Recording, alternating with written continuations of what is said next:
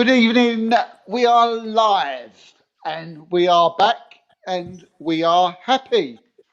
This is the Transfer Exchange Show. Czechoslovakia 0, England 1. We have just watched the Sheffield Pirlo, Harry Maguire spraying balls all over the park.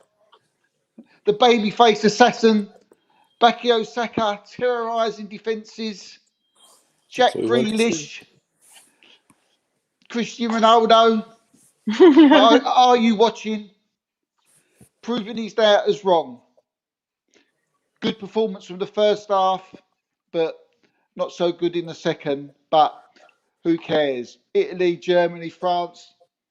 We all know they're shaking in their boots. So England are coming. Tonight, to go through what we thought of the game, we've got Nathan. How you doing, Nathan?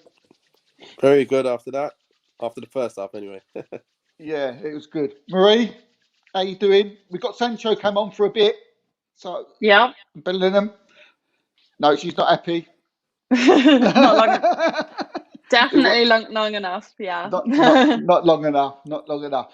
So Nathan, 1-0 England, finished top of the group, through to play France or Germany or Portugal.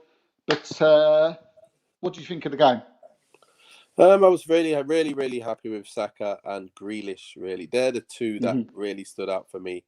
And exactly what we were saying before the game: players that can get on the ball and take someone on and create that, that imbalance, where you've got extra men against the other players.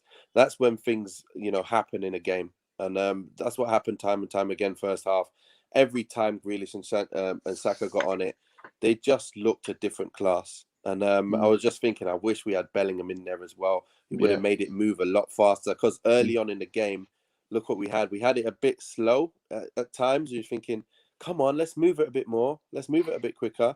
And then Saka picks it up, runs past the player. Then then things start happening. And Grealish's touch, and his touch was just on point all game, and that ball in, unbelievable.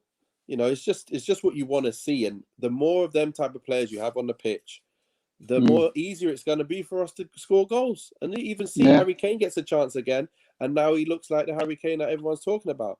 It's all about your supply to your target man, and that's what you need, and that's what he needs. And he nearly got there today.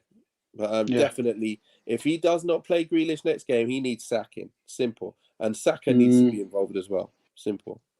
Yeah. I mean, there'll be Mount available, Foden will be available. So you feel that just don't go there, keep with the same side. No, I'm not saying keep with the same side. I'm saying you need players who are going to get on the ball and take players on. If they're not on the pitch, don't expect to win the game. You can't. It's very difficult. The only team I've seen now is Germany do that because, I was talking about them not playing a lot of the players that run on it and take players on. But they got a different way of playing. They move it really well, and they're very precise in their crossing. And there's so many people in the box that they'll get themselves on the end of things. But that's probably the only side that I've seen that when you look at it on paper, you just look at them and go, okay, leave you to it. Everyone else, we need to have players like them players who can dribble with it. Simple. Yeah. Well, England could be coming up against Germany. So, it'll be interesting to see how the two teams matched up. I mean, Maria, are you worried after seeing tonight's performance that England are going to turn you over? No. I mean, okay, the first half was better, but the second half wasn't. I mean, the thing that I think gives England hope is that they've kept a clean sheet through the whole group stage, which is very impressive. That's a very impressive feat, and that's how you win tournaments. That's the old rule. It's like you win games in attack, and you win tournaments in defense. And England is looking very sharp there.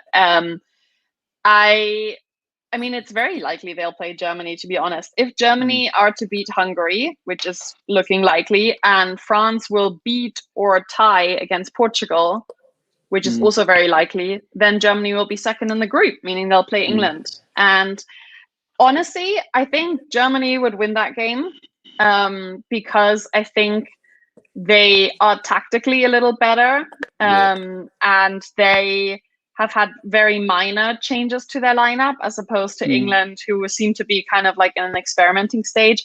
Not. I mean, we can't pin everything on Southgate. This is also because of the COVID protocols. And with Maguire being returned to fitness, that's one thing we really can't put on Southgate. But one thing that really stuck out to me today is I thought on the right hand side, how well Kyle Walker and Saka combined. Yeah. And time again, Walker kind of just passed it down the line, sent Saka on his way. And so with that first pass, you're taking out one or two opponents, and then you've got Saka coming at the left back or the center back one-on-one, taking out another opponent, and suddenly you've cleared like half the pitch, Yeah. I mean, that worked out really, really well. And I kind of agree with both of you that Grealish and Saka really used their opportunity today, and it'll be hard, for Mount and Foden to make their way back into the team. So I think a lot will depend on who they end up playing, if that's Portugal or Germany. I think if they do play Germany, then there's an opportunity for fast players to really kind of break through Germany's back three defense, who are solid in aerial balls, but very slow. So then, it would be good to have someone like Mason Mount who can play that pass that's going to dissect a defense, or someone like Phil Foden.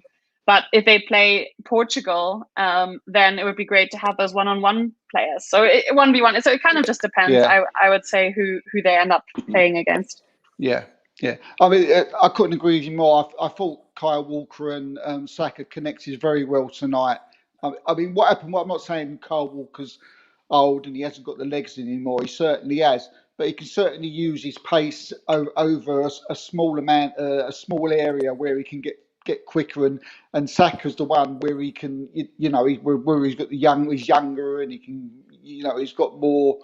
He probably can keep going more. That they connected well. But saying that, on the other side of the pitch, Harry Maguire and Luke Shaw, I thought were fantastic tonight, especially Harry Maguire, who, considering he's just come back from injury, I thought he was outstanding. Nathan, your two men, your two guys, what did you think of their performance tonight?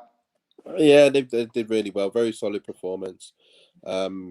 To be fair, Shaw's always played. He's been playing like that all season, so didn't expect anything less than that from him. And to see Maguire be back and to be playing like he was when he finished, that's great to see as well. He wasn't put under too much pressure, so I'm not going to say it was obviously amazing, but he did what he had to do today, and he got those vital minutes in to get sharper and fitter for the harder games. And even, you know what, I do like thingy coming on at the back as well. His name's just like lost me now again. What's his name from Villa? Why is my head? Tyrone Mings. Yeah. So Tyrone Mings, he looks quite comfortable at the back, to be honest, and he's done well filling in. So I actually like to see him in there at the minute. So if someone comes off and he comes on, you don't feel like at the beginning of the tournament we was thinking, we wonder what he can do, if he'll be able to hold his own, and he has been able to do that. So I'm quite happy with that side as well. Things are looking good, but it's just, what does the manager do now with the options he's got? What kind of combinations is he going to play for the next game? Because he's now seen the results of what can be done as well. So let's see how he goes about and does it, because this is going to be the difference between him probably staying on as England manager or, having to move on. Yeah, I mean, another player who did really well tonight, when he came on, I thought was Jordan Henderson. He definitely gave that that bit of experience. I wasn't too sure if his England's career was over, but he's certainly come on tonight, and I feel that he's another player who, like you said, is someone who you can bring on and the side won't look any different. I thought he was excellent tonight, and Southgate has got a lot of thinking to do now. He's got quite a few players. whoever we're going to play is going to be a massive game in the next one. It's going to be really, really interesting. Marie, would you make any changes now? Would you keep the same side? Would you bring Bellingham and Sancho in there after seeing the performance of England tonight? No, I think if anything, Sancho has moved further back in line now because he's further back in the queue for the starting positions in attack because Saka and Grealish did so well, and Sterling is kind of irreplaceable. Sterling always starts, so if anything, it's less likely he'll play. I think it's really a lot of it will come down to who plays in the center of midfield because Henderson did well. You've got Declan Rice. You've got Phillips, who did so well in the last match. Then you've got Mason Mount and Phil Foden coming back, who, for me, both of them are central midfielders. I know sometimes they get used further afield or further out wide, but to me, both of them are best in like a number 8 type role. So it's just a matter of who gets selected, I think, for those central positions most of all. Yeah. It's tough, isn't it? Because... Very. Go on, Nathan. Yeah, go on, mate. Go on, mate. No, go on. Sorry? No, go on, mate. Carry on. No, just saying it's tough because I would like to see Foden in the hole and Grealish out on the left and then Saka on the right, but then there's no space for Sterling. So it's a tough one, and Sterling's going to play. So, someone's going to not play. But you need to have them players who are moving the ball the way they moved it today. And again, Sterling, he doesn't actually move the ball like that, like he used to do it. When he's at Liverpool and even for City, he used to do it, but not like these guys are doing now. It's a bit different, like just travel on the ball. They're not traveling on the ball. Sterling isn't traveling on the ball like he used to. He's kind of getting it, giving it, and running and trying to get it back later. But Grealish, you can see he'll stand you up, and then he'll take you down the line and cut back and create an opening, and he'll run to the last second and then slip you in because he's committed a player, and that's what you need. It's about timing in football, and that's what he does a lot, very well. And Saka does the same. He'll take you on, and he'll put a ball in. You create those open chances for your teammates. Now, if he doesn't, it's again one of those things. You can't pick just the best players. You have to pick the players for the formation to make it a balanced team and a balanced way of getting chances and scoring goals. And also the players for the team you're playing, right? So I was just thinking when Nathan laid out that dilemma of where to put Sterling, because it's hard to argue for someone who scored 100% of your team's goals to be left out, right? So there is something there. Germany has 3 tall, sturdy central defenders who can win header duels for the ball. So Harry Kane is not the fastest guy. No. What if they play Germany? I mean, what about starting Sterling up front? Sterling up front and bringing Kane on off the bench at the end, if necessary. That would be an option. I think. Yeah. I mean, I think that's a good shout. There's something about looking at Kane and Sterling over the last 2 games. Yes, Sterling scored 100% of the goals. Yes, Kane's improved today. But there's something that just is not right. There's something that's not when I think that when we come up against a better side that no disrespect to Scotland, Croatia, and Czechoslovakia, but look, this ain't Holland, this ain't Germany, this ain't going to be Italy, this ain't going to be Belgium, and I do wonder whether Sterling will do the same as he has scored a goal, because to be honest with you, that's really basically all he has done is score a goal and run a lot, and I totally agree. I would play that exact formation and maybe possibly put him into the centre. But I mean, I'd like to see Rashford out there on the left. I mean, I don't know what he was doing today. Southgate's brought him on and put him on the right, and then he's taken off Grealish, who's an attacking midfield player, and with 30 minutes to go, we've got 3 defensive midfield players on the pitch. So I do worry about Southgate sometimes. I mean, Yeah. if Czechoslovakia would have scored, what are you going to do then? Yeah, you got nothing then, have you? To really, not enough you, players to go forward. You've got nothing. I mean, all right, 10 minutes to go, 12 minutes to go. Okay, I'd look at that and think, yeah, Bellingham could do a bit of both. But with 30 minutes to go, I just thought that was, that thought. I mean, I looked at it as if to say, "Cool, you want Czechoslovakia to score so you can go and play Sweden in the next round, or someone like that." I mean, it was the strangest. It was the strangest decision. Look, Nathan, when we're going to have France, we're going to have either Germany or we're going to have Portugal. That's a given. I mean, what do you think our chances are? Do you think we can get past one of those sides? Depends who we play. If we play the right players on our day, we can get our goals and we can defend well. So it's not like there's no chance. It's all about who we play. If we play with the same team we started with the first two games, no chance. I don't see us winning because we can have all the play. We're not going to score because we couldn't score against teams with lesser defenses, if you get what I mean. Now you got the better defenses, probably the best defenses that we're going to come up against. Germany, okay, maybe not Germany being the best. I would say Italy are the best. Maybe then France, when you look at them on paper, the second best. And then you've got the Germanys and the rest of them. But yeah, we have to really be able to score goals and create chances. And if we can't do that, you're not gonna win games without scoring goals. So we only got one goal again today. We only got one goal in the first game, and we scored no goals in the second game. So we need to be able to score more. It is. And again, it's like, do you put Sterling up front and take Kane out? Do you drop Kane a bit deeper and put Sterling ahead of him? What do you do? But you need to do something and make it work. And you've got to be bold at this time now. It's not just Kane, it's Kane. Or it's not just Sterling. They have to play.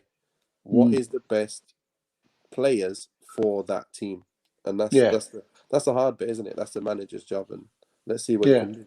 The same question, Marie. I mean, we're going to come up against possibly, your side, possibly France, possibly Portugal. I mean, with the right side, can England get through? And like what Nathan said, and I think you adjourned to it that should we drop Harry Kane? I'm not so sure about Kane. I think that depends on the back four or back five that they will face. I think there you have to pick the defenders that are going to cut through the defensive line you face best.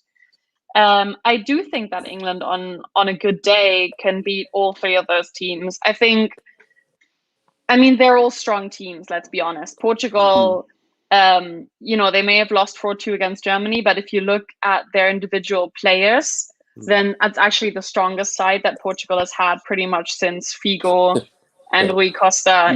They have such quality. They have Bernardo Silva, then they have Andre Silva, they have Rafael Guerreiro, Cristiano, Renato Sanchez. It's a really quality team. So all of these teams, I really don't think that England should be like hoping for one of these three as like worse than the other two, because they're all going to give you some trouble on your day. But I can also tell you that none of these teams want to play England. So it's really going to be a tight game. And I agree with Nathan. It depends a lot on Southgate's decisions and how he sets up his team. And as for Sterling v. Kane, I think that's going to depend a lot on which team they face. I think against France, Kane would be great, because, he's good in the middle of the field. He can usually, at least on club level, performs well in big games. And against Portugal, I would also play Kane. But against Germany, like I suggested earlier, I think starting Sterling up front would be good to really just out-sprint the German defense. I think we may need that 45,000 Wembley crowd to push us over the line. Because we're going to get that now, don't we? So we are. That's where the game will be played. But finally, Nathan, who's your man of the match? I'm gonna have to go Saka. because he was the one who done the most. I just really loved what Saka and Grealish were doing. I could just see the quality difference. They made everyone else play a lot better. If it weren't for those two, the team wouldn't be anywhere near. We wouldn't be talking about them today. We'd be just saying. It was only the first half as well. Second half was like not much going on. I was like bored. To be honest, I was quite bored second half. But that first half is Saka. He just picked Grealish to man of match. Yeah. Marie, who was your man of the match? Saka, 100%. I just think he, like 1v1, he just really shone, and every time he had the ball, you knew something was going to happen. And it's still, even though that's the modern game, dribbling, it's still such a rare skill to be able to be faster with the ball on your feet than your opponent who doesn't have the ball on his feet and is probably taller and probably has 20 pounds on you. So, and in Saka's case, maybe 20 kilos on you. And, you know, he did that time and time again. So what a talent. And I just read online that of the last 5 games where he started for England, he was named man of the match in 3 of them. Wow. So really, like, talk about impact of a young player. Yeah. Unbelievable. He's not even 20 yet. Yeah, I mean, he's something special. And we've already said the relationship that he had with Carl Walker tonight was unbelievable, and I think they shouldn't change that. I think they should keep that for the next game. But I just hope Saka don't go to Manchester City and they have that relationship, because I would be surprised if that would happen. But let's have a look. There's a few messages in the comments. Let's have a look. We got our Manchester United regular, Paul. You're going home. No, I don't think that's happening, Paul. Not yet. Not yet. I think this is Kieran. Had a little pop in. Come on, England. Here he is there. I can't see are they hands or pints? I know he booked himself a table. But he's Germany will be scared after that. Marie, you ain't having that, are you? Kieran I'm sorry, Kieran. Never scared of England. Like, honestly, tell me the last time that England beat Germany in a tournament match. I don't even know if that was in my lifetime. So the only one I can remember is the Michael Owen one. Yeah. What about the 6? Was that in a tournament when it was Heskey got quite a few and all that? Yeah. I remember that. There's a few more. Kieran saying it was a good first half. Yeah, and also second okay, but it's encouraging. Yeah, I agree with that. It's very encouraging.